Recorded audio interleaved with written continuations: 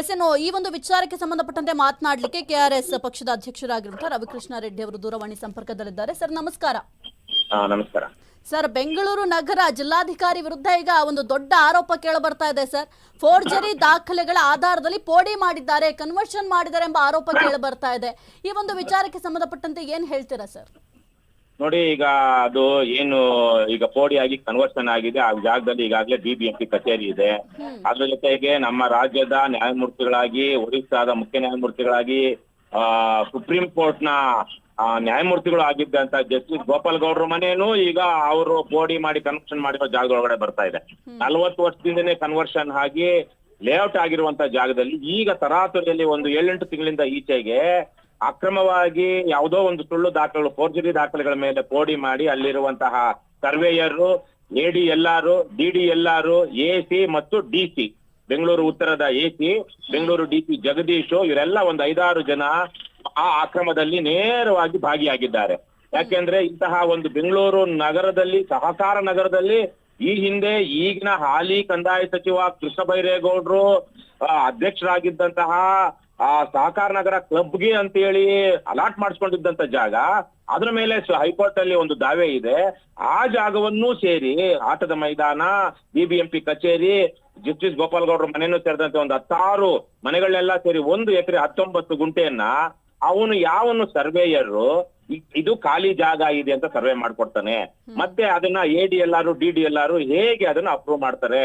ಮತ್ತೆ ಸಹಕಾರ ನಗರದಂತ ಜಾಗದಲ್ಲಿ ಈಗಲೂ ಕೃಷಿ ಭೂಮಿ ಇದೆಯಾ, ಅದನ್ನ ಕೃಷಿಯೇತರ ಭೂಮಿಯಾಗಿ ಭೂ ಪರಿವರ್ತನೆ ಮಾಡ್ಬೇಕನ್ನುವಂತ ಕಾಮನ್ ಸೆನ್ಸ್ ಬಳಸದೆ ಇವರೆಲ್ಲ AC, ಉತ್ತರ AC ಮತ್ತು ಬೆಂಗಳೂರು DC ಜಗದೀಶ್ ಅವರು ಮಾಡಿದ್ದಾರೆ.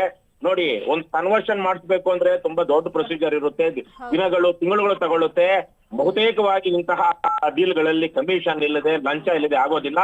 3 ದಿವಸದಲ್ಲಿ ಅದು ಶರವೇಗವೋ ಮಿಂಚಿನ ವೇಗವೋ, ಬಾಣದ ವೇಗದಲ್ಲಿ ಹೋಗಿದೆಯೋ ಅಥವಾ ಮಿಂಚು ಹೊಡೆದಂಗ್ ಹೋಗಿದೆಯೋ ಗೊತ್ತಿಲ್ಲ, ಅರ್ಜಿ ಹಾಕಿದ 3 ದಿನದಲ್ಲಿ ಹೋಗಿದೆ. ಆ ಬಲರಾಮ್ ಅನ್ನುವಂತ ವ್ಯಕ್ತಿ ಮೊನ್ನೆ ತಾನೇ 10 ಕೋಟಿ ರೂಪಾಯಿಗೆ, ಸುಮಾರು 150ರಿಂದ 300 ಕೋಟಿ ರೂಪಾಯಿ ಇವತ್ತಲ್ಲಿ 30,000ಕ್ಕಿಂತ ಮೇಲೆ ಇದೆ ಪರ್ ಸ್ಕ್ವೇರ್ ಫೀಟ್. ಆ ಜಾಗವನ್ನ ಕೇವಲ 10 ಕೋಟಿಗೆ, 1 ಎಕರೆ 19 ಗುಂಟೆ ಜಾಗವನ್ನ ಕೇವಲ 10 ಕೋಟಿಗೆ ಬಲರಾಮ್ ಅನ್ನುವಂಥವ್ರು, ಅವ್ರು ಯಾರೋ ಇಬ್ಬರು ಉತ್ತರ ಭಾರತೀಯರಿಗೆ ಮಾರಿದ್ದಾರೆ. ಇದೆಲ್ಲ ಒಂದು ದೊಡ್ಡ ಭೂ ಅಕ್ರಮ, ಭೂ ಹಗರಣ. ಇದರಲ್ಲಿ ನೇರವಾಗಿ ಸರ್ಕಾರಿ ಅಧಿಕಾರಿಗಳು, ವಿಶೇಷವಾಗಿ ಕಂದಾಯ ಇಲಾಖೆ ಅಧಿಕಾರಿಗಳು ಶಾಮೀಲಾಗಿದ್ದಾರೆ. ಜಗದೀಶ್ ಅವರು, ಅವರ ಮೇಲೆ ಕ್ರಮ ಆಗ್ಬೇಕು. ಈಗ ನೋಡಿ, ಯಾವುದೋ ಒಂದು ಅಲ್ಲಿ ಯಾವನೊಬ್ಬನ ಬಲಿಪಶು ಮಾಡೋದಿಕ್ಕೆ ಒಬ್ಬ, ಅದು ಸರ್ಕಾರಿ ನೌಕರನು ಅಲ್ಲ ಆತ ಲೈಸೆನ್ಸ್ಡ್ ಸರ್ವೇಯರ್ ಪ್ರಕಾಶ್ ಅನ್ನುವಂತ, ಆತನನ್ನ ಬಲಿಕಾ ಬಕ್ರಾ ಅಂತಾರಲ್ವಾ, ಆ ತರ ಆತನನ್ನ ಬಲಿ ಏನು ಹರಕೆಯ ಕುರಿ ಮಾಡೋದಿಕ್ಕೆ ಇವರು ಹೊರಟಿದ್ದಾರೆ. ಈ ಅಲ್ಲಿ ADLR, DDLR ಸೇರಿದಂತೆ AC ಮತ್ತು DC ಇಡೀ ಅಕ್ರಮ ಆಗೋದಿಕ್ಕೆ ಅವಕಾಶ ಮಾಡಿಕೊಟ್ಟಿರುವಂತ, ಮತ್ತೆ ಸರ್ಕಾರಿ ಹುದ್ದೆಯಲ್ಲಿ ಇದ್ಕೊಂಡು, ದೊಡ್ಡ ಜವಾಬ್ದಾರಿಯಲ್ಲಿ ಇದ್ಕೊಂಡು ಬೇಜವಾಬ್ದಾರಿತನ ತೋರಿಸಿರುವಂತ ಈ 4 ಜನ ಈ ಅಕ್ರಮದಲ್ಲಿ ಭಾಗಿಯಾಗಿದ್ದಾರೆ, ಶಾಮೀಲಾಗಿದ್ದಾರೆ ಅನ್ನುವಂತಹದ್ದು ನಮಗೆ ಗಂಭೀರವಾಗಿ ಅನ್ನಿಸ್ತಾ ಇದೆ. ಕೃಷ್ಣ ಬೈರೇಗೌಡರು ತಮ್ಮದೇ ಕ್ಷೇತ್ರದಲ್ಲಿ ನಡೆದಿರುವಂತ ಇದನ್ನ ತಮ್ಮದೇ ವ್ಯಾಪ್ತಿಯಲ್ಲಿ ಅವ್ರ ಮನೆಯಿಂದ ಕೇವಲ 1/2 ಕಿಲೋಮೀಟರ್ ದೂರ ಇಲ್ಲ ಈ ಜಾಗ. ನಾನು ಆ ಸ್ಥಳಕ್ಕೆ ಹೋಗಿ ಬಂದಿದ್ದೀನಿ, ಪರಿಶೀಲನೆ ಮಾಡಿದ್ದೀನಿ. 1/2 ಕಿಲೋಮೀಟರ್ ದೂರದಲ್ಲೂ ಇಲ್ಲ. ಕೃಷ್ಣ ಬೈರೇಗೌಡರದು ಇದರಲ್ಲಿ ಪಾತ್ರ ಇದೆ ಅಂತ ಅನ್ನಿಸ್ತಾ ಇದೆ. ಹಾಗಾಗಿ ಕೃಷ್ಣ ಬೈರೇಗೌಡರು ಆದಿಯಾಗಿ ಇವರೆಲ್ಲರನ್ನೂ ಈಗ ತನಿಖೆಗೊಳಪಡಿಸಬೇಕು.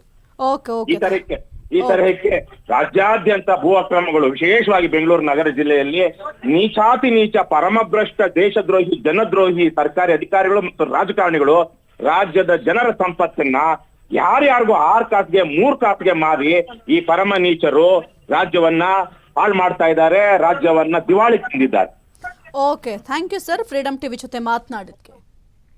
ಕ್ಷಣ ಕ್ಷಣದ ಸುದ್ದಿಗಳಿಗಾಗಿ ಫ್ರೀಡಂ ಟಿವಿ ಸಬ್ಸ್ಕ್ರೈಬ್ ಮಾಡಿ, ಲೈಕ್ ಮಾಡಿ ಹಾಗೂ ಫಾಲೋ ಮಾಡಿ.